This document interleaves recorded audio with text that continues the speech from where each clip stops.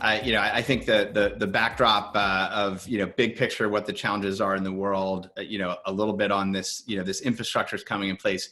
You're now, at the forefront of using, cutting edge, payment technologies for the delivery of funds to those that are most in need of help. Maybe you could just talk a little bit about the mission of Sempo. Yeah, sure.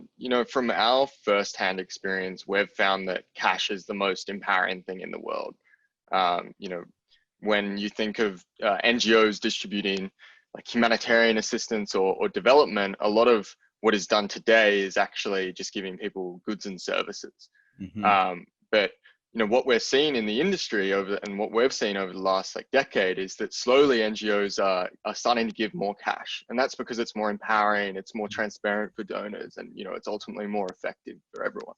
And the stat that I always like to bring up is that 70% of Syrian refugees actually sold the aid they were given to buy what they actually needed, which is just astonishing that people are receiving these goods and NGOs are giving things that people they think people need, but we're not sure, and Right. Instead they're just going out onto the market and selling it.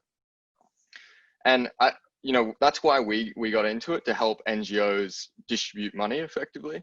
And to date we're at over a run rate of over 1 million transactions for aid and development, working with, as you said, NGOs like Oxfam. We ran the first cryptocurrency powered aid program in the start of 2019 in Vanuatu with Oxfam Australia, and that was funded by the Australian government.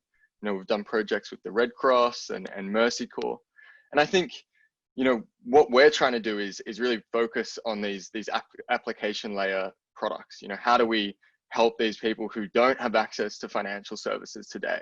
You can't start a business if you don't have access to a bank account. You can't do all these things that we just take for granted.